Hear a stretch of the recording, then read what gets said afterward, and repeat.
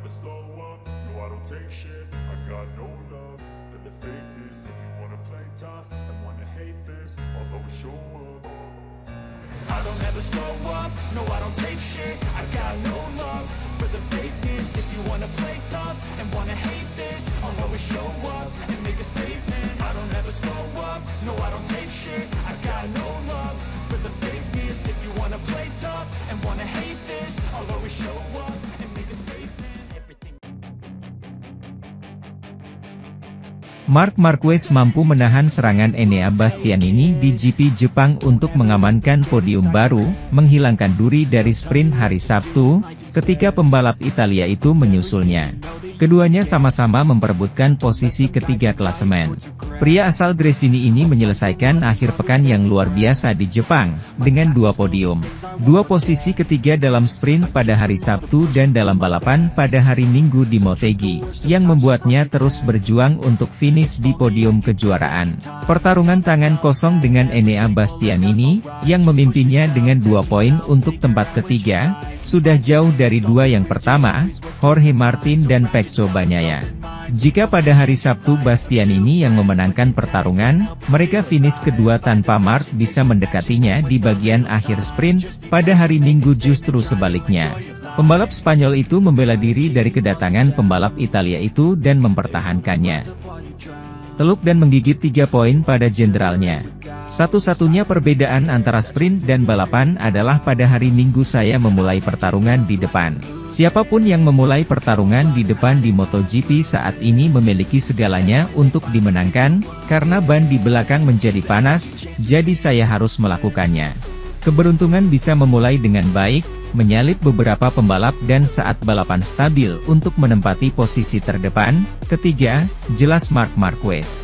Idenya adalah untuk tidak menjauh terlalu jauh dari 2 pembalap di depan, mengacu pada Pecco, yang memimpin seluruh balapan, dan Martin, yang mengikuti di belakang.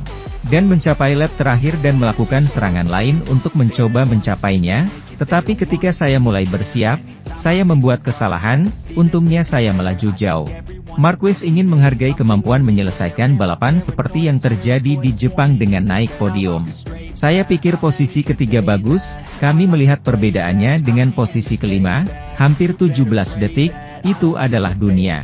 Senang, puas dan, sekali lagi bertarung melawan ayam jago lain di kategori tersebut.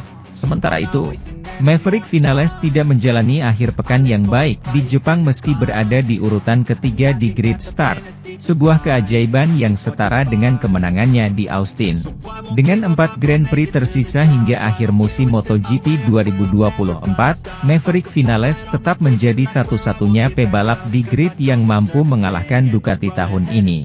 Pembalap Rossis menyelesaikan akhir pekan yang sempurna di Austin, di GP Amerika, untuk memenangkan perlombaan sprint dan tes panjang pada hari Minggu.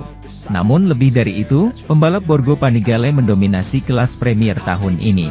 Jika Pecco Bagnaia 8 kali pada hari Minggu, Jorge Martin atau Enea Bastianini belum menang dengan GP 24, maka Marc Marquez lah yang mengambil alih dengan GP 23. Dan sementara itu, Vinales telah terdegradasi untuk melakukan apa yang dia bisa dengan Aprilia yang telah rusak, yang telah menderita sepanjang tahun, dan yang menurut Aleix Espargaro telah mengalami stagnasi dan bahkan mengambil langkah mundur, sementara para pesaingnya terus mengalami kemunduran. Contoh penderitaan lainnya adalah Grand Prix Jepang yang lalu. Vinales melakukan keajaiban dengan menempatkan RSGP di barisan depan grid, setelah kualifikasi ketiga. Tapi balapannya benar-benar berbeda, saat sprint dia berada di urutan ke-9, sedangkan di balapan hari Minggu dia akhirnya terjatuh. Sesuatu yang biasanya tidak dilakukan pembalap Spanyol itu ketika lebih banyak poin dibagikan. Berawal dari analisanya, pihak Rossis ingin optimistis bahwa Motegi tidak mendapat tanda merah di kejuaraan. Namun ia tidak menyembunyikan bahwa Q2 adalah sesuatu yang luar biasa dengan motor yang belum pernah ia hentikan. Penderitaan, dari semua balapan di Tour Asia, saya tahu Mandalika dan Phillip Island adalah peluang untuk tampil baik. Anda harus berusaha melupakan balapan ini secepat mungkin dan fokus ke balapan berikutnya. Marc Marquez mengaku meneteskan air mata ketika membaca sebuah surat yang ditulis oleh David Alonso. Siapa dia yang bisa membuat juara dunia 8 kali itu terharu? David Alonso merupakan juara dunia Moto3 musim 2024. Pembalap 18 tahun itu memang dikenal dekat dengan Marc Marquez. David Alonso dan Marc Marquez kerap melakukan latihan berdua. Tak heran jika rider Kolombia itu menyebut Baby Alien sebagai mentornya. Lantas, kenapa Marc Marquez sampai meneteskan air mata?